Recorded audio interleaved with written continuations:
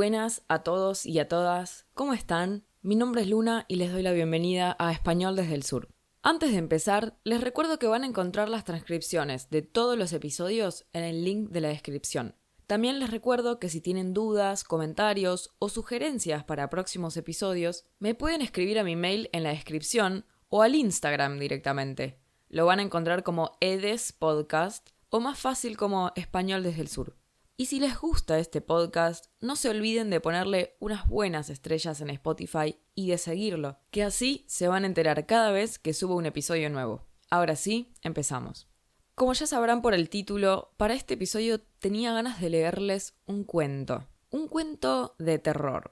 Ahora, cuando digo de terror, no me refiero específicamente o necesariamente al terror sobrenatural. Yo creo que este cuento es más bien del tipo de terror que a mí me gusta, que es terror psicológico. Un tipo de terror que juega más con el suspenso y con lo que puede estar pasando más que con lo que se ve explícitamente. Es un tipo de terror que no requiere de factores externos muchas veces, no requiere de monstruos, no requiere de fantasmas, porque con lo que más juega es con el horror de la mente, lo que pasa en la mente, lo que pasa con las personas, las relaciones entre las personas.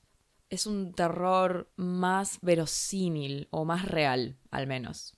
Irónicamente, aunque me parezca un terror más real, me gusta más el terror psicológico porque el terror sobrenatural me da demasiado miedo y no lo disfruto mucho.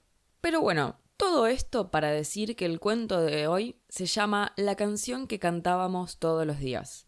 El escritor argentino se llama Luciano Lamberti. Sin mucho más preámbulo, los y las dejo con la lectura.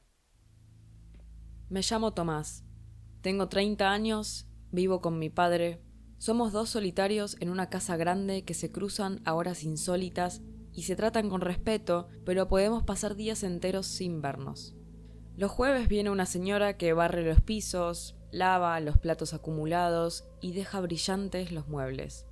Tengo un hermano mayor, ingeniero en sistemas, que vive en las sierras con su familia y al que a veces vamos a visitar. Nos turnamos al volante porque a mi padre se le cansa la vista. Salimos el sábado temprano y volvemos el domingo después del almuerzo para no agarrar la ruta congestionada. Pero lo que quiero contar es otra cosa, algo que no le conté nunca a nadie. Mi hermano, el de las sierras, no es el original. Es algo en el cuerpo de mi hermano, algo que lo reemplazó. Hace muchos años desapareció en el bosquecito y nunca volvió. Quiero decir, volvió, pero ya no era él. No es que estuviera distinto o cambiado, era otro directamente. Otro que se metió en nuestra familia y la devoró por dentro. Fue un 13 de abril. Me acuerdo bien de la fecha porque coincide con el cumpleaños de mi madre. Esa vez cayó domingo y comimos un asado en un parador al borde de la Ruta 9 yendo para Zenón Pereira. Los domingos los asadores se llenaban de gente que estacionaba bajo los árboles y se pasaba el día entero ahí oyendo el partido con la puerta del auto abierta. Pero en ese domingo en particular no había casi nadie.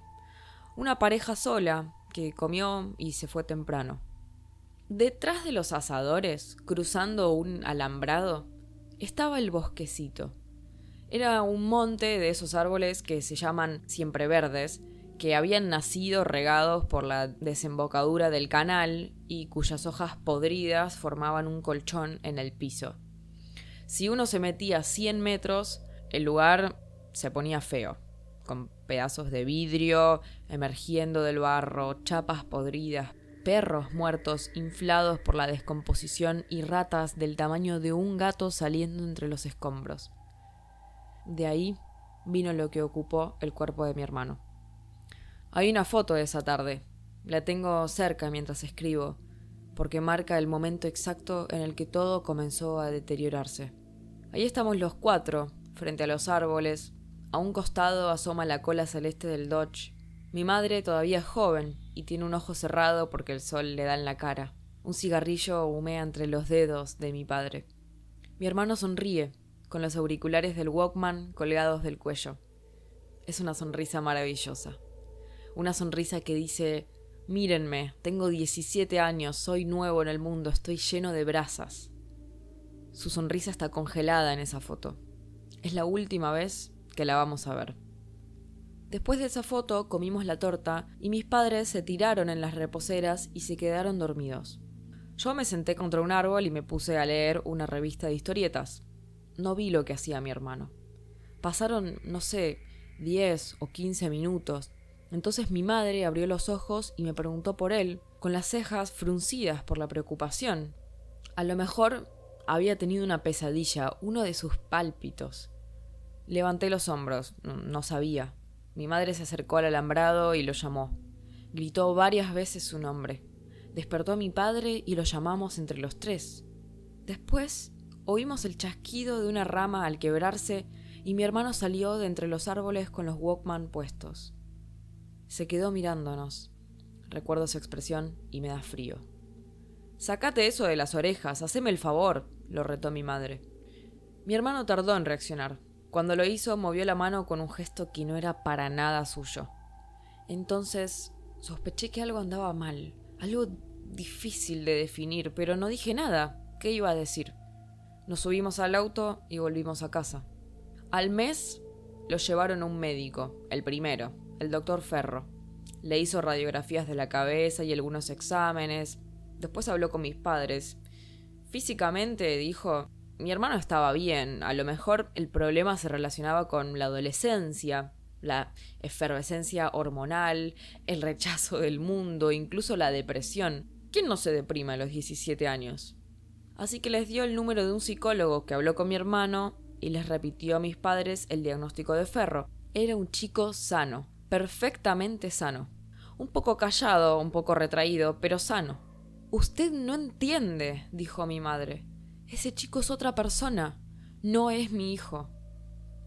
El psicólogo levantó los hombros. «La personalidad de su hijo está fluctuando por la edad. Va a tener que aceptarlo así». Pero mi madre no lo aceptó. Lo llevó a otros médicos, a un homeópata, a un parapsicólogo, a curanderas. La idea la obsesionaba. Con el tiempo comenzaría a perder el control de su vida, a fumar en exceso, a descuidar su aspecto personal, a sufrir largos periodos de insomnio en los que el mismo pensamiento obsesivo rebotaba en su cabeza como una pelotita de pinball. Mi hermano era otro, y ella no podía estar cerca. No soportaba su presencia siquiera. Antes era una pesada, que lo despeinaba y le decía que estaba cada día más churro, cosas que hacen las madres con sus hijos, pero desde la tarde en el bosquecito no lo podía tocar. Incluso le costaba estar cerca de él, enseguida se ponía nerviosa, salía a fumar. Lo mismo nos pasaba a mi padre y a mí. Una parte de tu cuerpo sentía su amenaza, una repulsión casi instintiva, ganas de irse lejos y no volver. No creo que hayamos hablado mucho del tema. Con mi padre recuerdo una sola vez. Estábamos en el auto, frente al pabellón de deportes donde tenía mi hora de gimnasia. Él había insistido en llevarme, aunque siempre me iba caminando o en bicicleta, y cuando me estaba por bajar me dijo que quería preguntarme algo. Pensó un rato. ¿Vos te diste cuenta? Hice que sí, con la cabeza. Respira distinto, le dije. Yo compartía habitación con él y lo oía de noche. ¿Cómo distinto? Distinto, raro, como si fuera otra persona. Y a veces prendo la luz y está sentado en la cama, con los ojos abiertos. Mi padre se quedó callado un rato y al final dijo: «Tu mamá está deprimida. Ayúdala, no la hagas renegar, portate bien, ¿sí?» Estuve a punto de contarle de los sueños, del sueño que había tenido la noche anterior, pero preferí no hacerlo. «Sí», le dije, y me bajé del auto. Los sueños eran todos más o menos parecidos. Mi hermano andaba por la casa sin prender la luz ni hacer ruido. Se acercaba a las fotos colgadas en la pared y las miraba. Se acercaba a mi cama, se acercaba a la cama de mis padres. Nos miraba. Sus ojos eran completamente negros. Después volvía a acostarse. Mi madre también soñaba, pero no lo supe hasta mucho después. Soñaba con, como lo llamó, tu verdadero hermano. Mi verdadero hermano, me dijo, estaba en el interior de un pozo, en la tierra. Era un pozo muy profundo, la salida se veía como una moneda de luz en lo alto, y él se había roto las uñas tratando de trepar. Estaba flaco, se le notaban las costillas, gritaba y gritaba. Me despierto angustiada y le pido a Dios no soñar de nuevo con eso, susurró mi madre. A veces Dios me escucha. Un día lo miró y le pidió que se vaya. Le dijo, ¿por qué no te vas? Tranquila, le dijo mi padre. Estábamos almorzando con la televisión prendida. Era un sábado o un domingo. Mi hermano pinchó un raviol, se lo llevó a la boca y masticó sin quitar los ojos de la televisión. Yo sé quién sos. Lo sé muy bien, dijo mi madre asintiendo. Tranquila, repitió mi padre. Mi madre se levantó y fue a fumar al patio. En ese entonces ya éramos una familia solitaria. Unos meses después del incidente del bosquecito, los amigos de mi hermano dejaron de venir. No dieron explicaciones. Después mi madre se encontró con uno en la calle que le dijo que quedarse solo con él le ponía la piel de gallina y le mostró el brazo. Recordarlo también le ponía la piel de gallina. Con los parientes pasó lo mismo, incluso con algunos vecinos que antes siempre andaban dando vueltas por casa. Mi hermano los incomodaba, así que también ellos dejaron de venir. Yo me despertaba gritando por las noches y mi padre prendía la luz. ¿Le hiciste algo?, le preguntaba a mi hermano. Hablaba con violencia, como si estuviera a punto de pegarle. Mi hermano se daba vuelta, se tapaba y respiraba como si estuviera dormido. No sé cuánto duró esta situación. Meses, probablemente. Meses de comidas tensas. Meses de mi madre llorando a escondidas en el lavadero. Meses en los que todos preferíamos estar en cualquier parte menos en casa. Una mañana, en la segunda hora, la portera vino al aula y habló con la maestra en voz baja, mirándome. La maestra me pidió que guardara los útiles y la acompañara. Mi padre me esperaba en la entrada. En su cara advertí que algo había pasado, algo malo. Tu mamá tuvo un ataque de nervios, me explicó en el auto, negando con la cabeza. Quiso cortar a tu hermano con un cuchillo. Después supe que mi madre había cometido el error de contarles primero a la policía y después a un psicólogo su teoría sobre el cambio de mi hermano. Les explicó que había sido reemplazado por un espíritu que vive en la madera de los bosques, algo que había leído en una revista. El espíritu viviría en su cuerpo hasta desgastarlo, fingiendo ser él, comportándose como él, y luego saltaría a otro, y a otro, y a otro. Era como un parásito, y lo que había hecho ella fue intentar liberarlo. Eso les dijo. La internaron en un hospital psiquiátrico y por unos días no nos dejaron verla. Se estaba estabilizando, le explicó el doctor a mi padre. Fuimos por primera vez un domingo, después de almorzar. Mi hermano tenía gasas pegadas con cinta en la cara y los brazos, porque en algunos cortes debieron hacerle puntos. Nos sentamos en una mesa de cemento, en el patio, bajo unos árboles de grandes copas, mirando a las internas que fumaban y tomaban gaseosa y jugaban a las cartas. Al rato, una enfermera trajo a mi madre. Era una mujer corpulenta y la llevaba del brazo. Mi madre caminaba arrastrando los pies, con un equipo de jogging celeste y las manos extendidas como si estuviera ciega. Cuando reconoció a mi hermano, a lo lejos, empezó a gritar y luchar en los brazos de la mujer. Tuvo que acercarse otra, y entre las dos la sujetaron y le pusieron una inyección. Desde entonces, solo vamos mi padre y yo. Hace más de 20 años que repetimos el ritual, siempre los domingos después del almuerzo. Le llevamos cigarrillos, chocolate, revistas. Mi madre está cada vez más ausente, más dejada. Cuando se inclina para hablarme al oído puedo oler la fetidez de su aliento, un olor denso, pesado. Siempre dice lo mismo: no te vayas a quedar solo con ese, es malo, está lleno de odio. Nos odia a los tres, nos odia porque somos distintos. ¿Vos me entendés, mi amor? Yo le digo que sí, que entiendo. Cada familia tiene su canción, la canción que canta todos los días. Una canción hecha de pequeños gestos que les permite vivir juntos, dejar pasar el tiempo, no pensar. Mientras se canta esa canción, el fuego arderá en alguna parte. Y si la canción se calla, la familia explota como una gran bomba y sus miembros son esparcidos como esquirlas en cualquier dirección. Por eso cantamos todos los días lo mismo, para permanecer juntos, para que el fuego siga encendido. Hace unos meses tuve que hacer un viaje en uno de esos colectivos lecheros. Fue desastroso. Las luces individuales estaban rotas, el asiento no se inclinaba, la calefacción era excesiva. En algún momento desperté, ofuscado. El ómnibus estaba detenido en la terminal de un pequeño pueblo. Tenía 3 plataformas y estaba casi a oscuras. En el piso grasiento había un perro dormido y contra una columna un hombre de pie, con un gran bolso Adidas al hombro. Me acuerdo que pensé, qué deprimente vivir en un pueblo así. Entonces volví a mirar al tipo y era mi hermano. Sentí una inyección helada en la columna vertebral. Era mi hermano, era el verdadero, con algunas hebras grises en el pelo y algunos kilos extra, pero era él, Dios y la Virgen Santa. Tendría que haberme puesto de pie, haber detenido el colectivo, haber gritado como loco, pero la verdad es que me quedé clavado al asiento. El colectivo empezó a retirarse de las plataformas y no pude hacer nada. Me tapé la cara y estuve así un buen rato, hasta que las luces del pueblo quedaron atrás y nos sumergimos en la oscuridad monstruosa de la ruta. Ahora estamos sentados en el patio de su casa de las sierras, mi hermano y yo. Es un domingo cualquiera, un domingo cálido que anuncia la cercanía del verano. Hace un rato que mi padre, la mujer de mi hermano y su hijo duermen la siesta adentro. Pero nosotros nos quedamos acá, bajo los árboles, tomando vino tinto, mirando las montañas, oyendo el rumor de un arroyo que pasa cerca.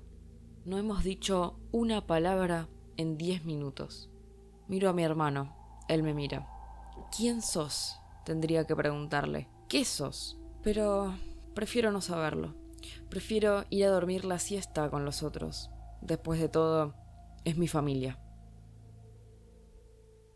Bueno, ¿qué tal? ¿Cómo estuvo? Pienso que es un cuento que está bueno para leer porque usa español bastante cotidiano, aunque con varias palabras que igual son bastante literarias, digo, muchas no se usan hablando, pero en general se puede comprender. Sobre el contenido del cuento yo pensé algunas cosas, pero principalmente me surgen preguntas que quiero hacerles a ustedes antes de compartir mis propias ideas.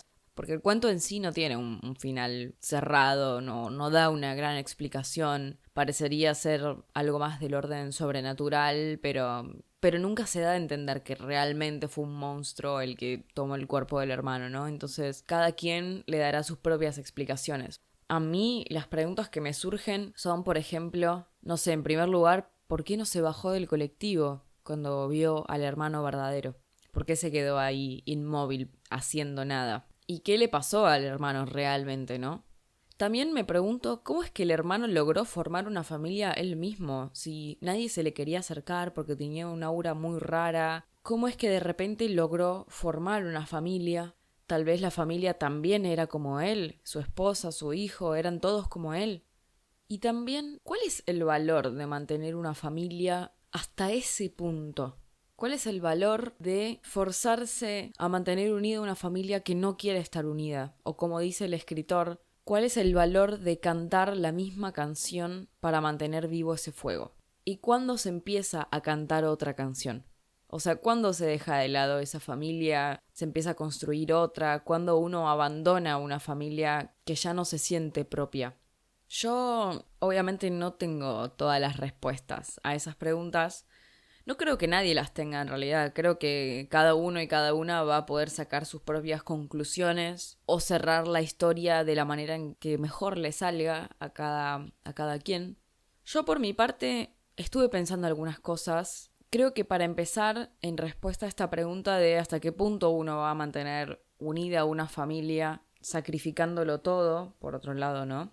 Yo creo que tanto el protagonista como el padre y la madre hasta cierto momento lo que querían era mantener las apariencias de una familia a toda costa. O sentirse como una familia, ¿no? Aferrarse a esa idea de que sí, seguimos todos unidos, cuando claramente no es así. No sé, bajarse del colectivo cuando el protagonista se encuentra a su hermano verdadero. Si él se hubiera bajado de ese colectivo para hablarle, eso era romper con todo lo que habían sostenido por tanto tiempo y que por otra parte un poco debían disfrutar también, ¿no? Yo sé que todo el horror de esta historia gira alrededor de ellos odiando a alguien de su propia familia, pero hasta cierto punto yo creo que lo disfrutaban, porque si no, no mantenés algo así. Tal vez, no sé, sentían que no podían vivir sin eso, como quienes conviven lamentablemente con una pareja abusiva a la que increíblemente aman y que no cambiarían por nada en el mundo. No sé,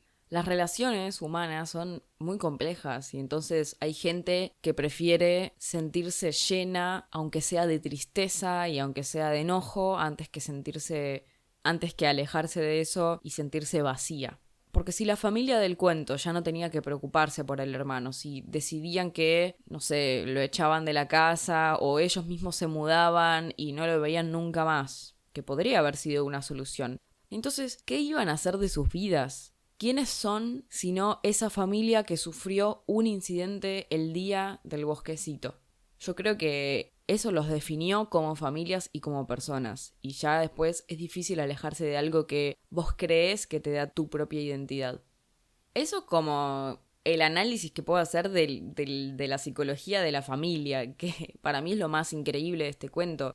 No tanto el hermano en sí y que tenga un monstruo adentro, sino la reacción de la familia. Bueno, la madre enloqueciendo, pero el hermano, o sea, el protagonista, y el padre tomándoselo con naturalidad, como bueno, ¿y qué vamos a hacer? Es lo que hay, ¿no? Como no hay mucho más para hacer. Bueno, sí hay cosas para hacer. Por eso a mí lo que más me llama la atención es esta actitud casi hasta completamente natural de estar conviviendo con lo que parece un monstruo, ¿no? Eso es lo que más me llamaba la atención, mucho más que el hermano en sí, que no sé, si tiene un demonio adentro y si ese demonio en realidad es una metáfora o una alegoría a otra cosa, eso yo no lo puedo saber, puedo sacar conjeturas, puedo sacar conclusiones sobre lo que le pasa al hermano. No sé, un poco me hace acordar a cuando leo noticias sobre accidentes tremendos, no sé, de auto, por ejemplo, a los que las víctimas sobreviven, pero que quedan con secuelas neurológicas muy graves para el resto de sus vidas. O sea, básicamente ya nunca más vuelven a ser la misma persona.